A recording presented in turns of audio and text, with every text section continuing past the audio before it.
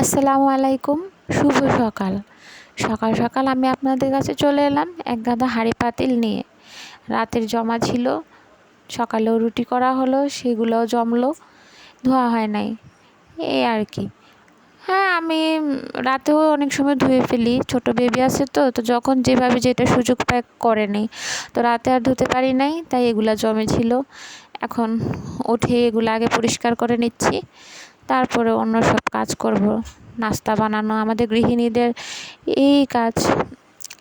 উঠে হয় রাতে ধুয়ে পরিষ্কার করে রাখা হয়, না হলে সকালে উঠে হাঁড়ি পাতিল সব পরিষ্কার করতে হয়।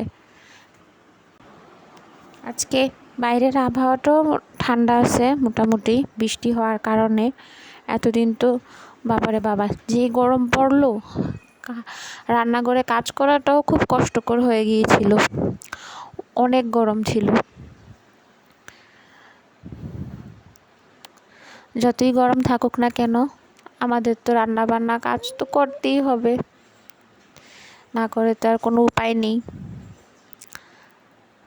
এই তো রান্না বান্না শেষ করে এখন নাস্তা নিয়ে বসলাম। নাস্তায় ছিল চা, রুটি, আর সাথে একটা ডিম ভাজি করে নিলাম।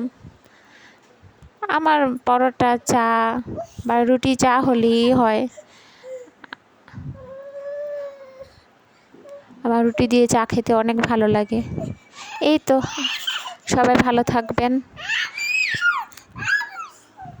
আল্লাহ হাফেজ। এই তো ছোট বেবি উঠে গেছে, ও চিৎকার শুরু করে দিল, উঠে গেল ঘুম থেকে। এখন আবার ওকে ফ্রেশ করিয়ে খাওয়া দাওয়া খাওয়াবো, আমি নিজেও নিজের নাস্তাটা করে নিব, এই আর কি। সবাই ভালো থাকবেন।